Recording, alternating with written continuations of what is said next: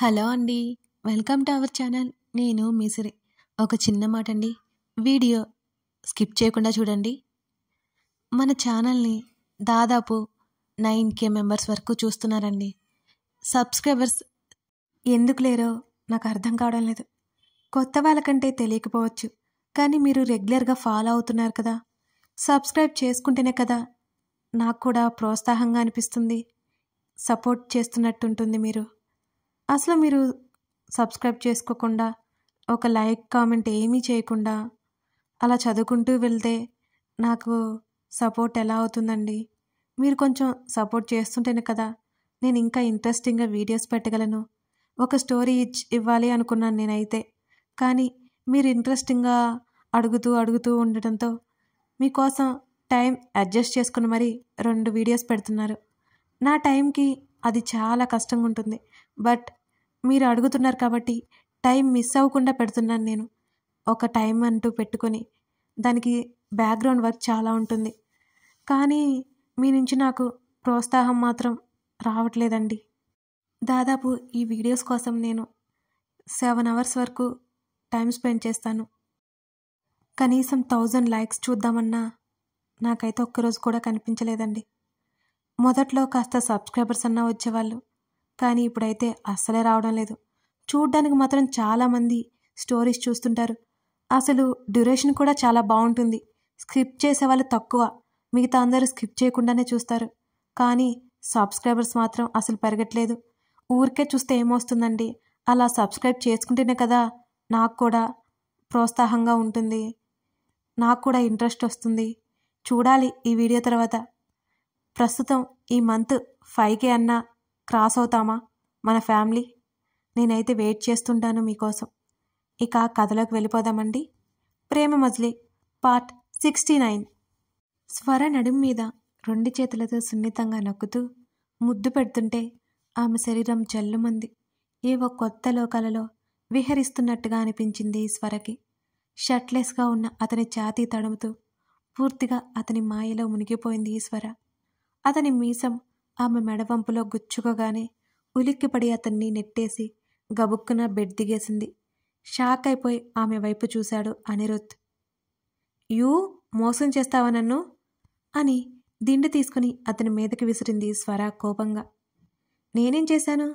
ఆమె కోపం చూసి లోపల ఎంజాయ్ చేస్తూ బయటికి మాత్రం చాలా మామూలుగా ఉన్నాడు అనిరుద్. ఏం చేశావా, నీకు తెలియదా అని అరిచింది స్వర. ఆమె సిగ్గును కవర్ చేసుకోవడానికి పడుతున్న నానా ఇబ్బందులు అతడు గమనించి గడ్డం కింద చేతులు పెట్టుకుని ఆమెనే చూస్తున్నాడు. నేనేం చేశానో నాకైతే గుర్తులేదు, నువ్వు చెప్పు అని అడిగాడు అతను. దెయ్యం పేరుతో నాటకమాడి ముద్దు అంటూ ఆగిపోయింది స్వర. నాటకమా? నేనా? నేను వచ్చిన తర్వాత భయపడి గొడవ చేసింది ఎవరు? మళ్ళీ ఇప్పుడు నా మీదకి తోస్తున్నావా? దీనిలో ఫస్ట్ ఉంటావులే నువ్వు అంటూ వెనక్కి వాలి తల కింద 2 చేతులు పెట్టుకుని ఆమెనే చూస్తూ అన్నాడు అనిరుద్. కన్నింగ్ ఫెలో అని చిన్నగా గొనిగింది స్వర. నిజానికి అనిరుద్ కళ్ళ ముందు కనిపించగానే స్వరకి ధైర్యం వచ్చింది అనిరుద్ అని తెలుసు. కాసేపు అతన్ని ఆట పట్టిద్దామనుకుంది. అతను ముద్దు పెట్టేసుకుంటాడని ఆమె ఊహించనేలేదు. మెల్లిగా బెడ్ మీద ఒక చివరన కూర్చొని అతని వైపు కొట్టేలా చూసింది స్వర. స్వర మధ్యాహ్నం చెప్పింది మర్చిపోయావా అని అన్నాడు ఆశగా చూస్తూ. ఏం చెప్పాను? స్వర కళ్ళు ఎగరేసింది. ముద్దిస్తాను అన్నావు కదా అంటూ గారంగా చూశాడు అనిరుద్. వెంటనే ముఖం తిప్పేసుకొని నవ్వుకుంది స్వర. చాలా మారిపోయావన్ను, నిన్నిలా చూస్తుంటే నాకెంత సంతోషంగా ఉందో అని అటువైపుకు తిరుగుని అనుకుంది స్వర. ఓయ్, నిన్నే అడుగుతున్నాను, మాట్లాడవేంటి అన్నాడు అనిరుద్. మాట్లాడడానికి ఏముంది, నాకు బాగా నిద్ర వస్తుంది అంటూ మరోవైపుకు తిరిగి పడుకుంది స్వర. అతను గొనుగుతుంటే ఆమెకు వినిపిస్తూనే ఉంది. నేనేం చెప్పాను? 9 గంటలకి ఇంటికి రావాలని చెప్పాను. నువ్వేం చేశావు? తీరా 10 గంటలు దాటాక వచ్చి ముద్దు అంటే గుద్దుతా. అప్పటికి నువ్వేమైనా ఆగావా? దొంగ తెలివితేటలు యూజ్ చేసి పని కానిచ్చేశావు కదా అని అతని వైపు కోపంగా తల తిప్పి చూసింది స్వర. ఒక ముద్దుకే నేనేదో చేసినట్టు తెగ ఫీల్ అయిపోతున్నావు అనగానే అతని భుజం మీద కొట్టింది గట్టిగా. సరే కానీ ఇంతకీ ఎందుకంత భయపడ్డావు అని అతను అనగానే మెల్లిగా అతని దగ్గరికి జరిగి అతని చేతిని చుట్టేసి అతడి మెడ దగ్గర ముఖం పెట్టేసుకుంది స్వర. మరేమో నువ్వు రావడం లేట్ అవుతుందని నాకు బోర్ కొట్టి హారర్ మూవీ చూశాను. సగం చూడగానే దడుచుకొని చచ్చాననుకో. ఆఫ్ చేసి పడుకున్నాను నిద్ర వస్తుంటే. నువ్వు వచ్చిన అలికిడికి తెలుస్తుంటే కళ్ళు తెరిచి చూశాను. అటువైపుకు తిరిగి ఉన్నావు కదా. నువ్వు అనుకోలేదు, దెయ్యం అనుకుని గట్టిగా అరిచాను అంటూ క్షుణ్ణంగా వివరించింది స్వర.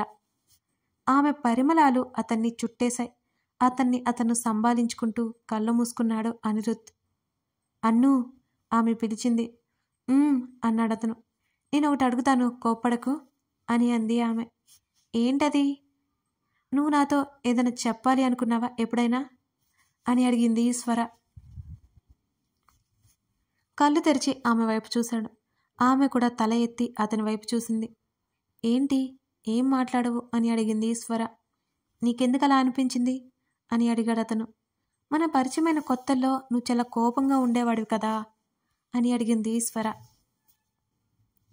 నా నేచరే అంతా అన్నాడతను చాలా మామూలుగా సీలింగ్ వైపు చూస్తూ. కాదు, ఇంకేదో ఉంది. నీకెందుకు అమ్మాయిలంటే ఇష్టం లేదు? నాతో ఈ మాట చాలాసార్లు చెప్పావు అని అడిగింది స్వర.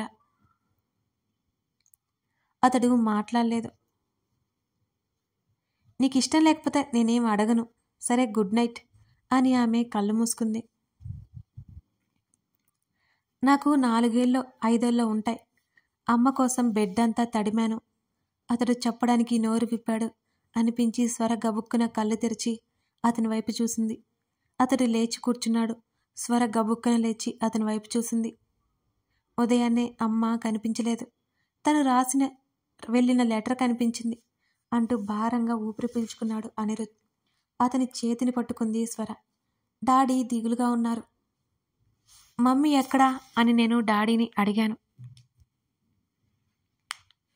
ఇంకా ఎక్కడా మీ మమ్మీరా, ఎవరితోనే లేచిపోయింది అని అత్తయ్య అంది.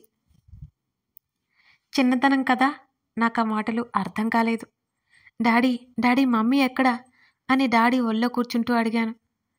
నీకిక నుంచి అమ్మని నాన్నని నేనే. ఆయన నన్ను గుండెల మీద హత్తుకున్నారు. వీడు మీకు పుట్టాడా లేదా, వేరే ఎవరికైనా పుట్టాడా? ఎవరివో మాటలు, ఒకసారి చూసుకోండి అంటున్న మరొకరి మాటలు. అవప్పుడు నాకు అర్థం కాలేదు స్వర. కాస్త పెద్దయ్యాక మెల్లిగా ఒక్కొక్కటి అర్థమవసాగాయి. మా డాడీని కాదని ఆవిడ ప్రేమించిన అతనితో వెళ్ళిపోయింది. నా గురించి కనీసం ఆలోచించలేదు కూడా. చిన్నప్పటి నుంచి మా డాడీ నాకు అన్నీ అయి పెంచారు. ఎందరో మాటలు అంటుంటే తట్టుకోలేక డిప్రెషన్లోకి వెళ్ళిపోయాను నేను. 10th క్లాస్ తర్వాత నన్ను ఫారిన్ పంపించారు. ఇక నేను ఇండియాకి రాలేదు. మొన్న ఈ మధ్య వచ్చాను. వచ్చి రాగానే నీతో గొడవ, మళ్ళీ పాత జ్ఞాపకాలు. నువ్వు కూడా కావాలని వచ్చామని నీతో అలా బిహేవ్ చేశాను. అంతేకాని నిన్ను పెళ్లి చేసుకోవాలనే ఊహనాలో సహనాన్ని చంపేసింది. నీ మాట నన్ను ఇంకా ప్రభావితం చేశాయి. ఆ రోజు ఆవేశంతో తప్పు చేశాను అంటూ ఆగి ఆమె వైపు చూస్తూ, ఆవేశం కోపం ఎటుపోయాయో కూడా నాకు అర్థం కావడం లేదు స్వర. చాలా మార్చేశావు నన్ను అన్నాడు ఆమె కళ్ళల్లోకి చూస్తూ. అన్ను, ఐఎమ్ రియల్లీ సారీ స్వర పూడుకుపోయిన గొంతుతో చెప్పింది. ఆమె వైపు తిరిగి చిన్నగా నవ్వుతూ, సారీ దేనికి అన్నాడు అదే చిరునవ్వుతో కంటిన్యూ చేస్తూ.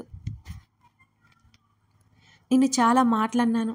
అతని 2 చేతులు పట్టుకుని నుదురుకి ఆనించుకుని ఏడ్చేసింది స్వర. స్వర, నేను చేసిన దానికంటే నువ్వు చేసింది పెద్ద తప్పు కాదు.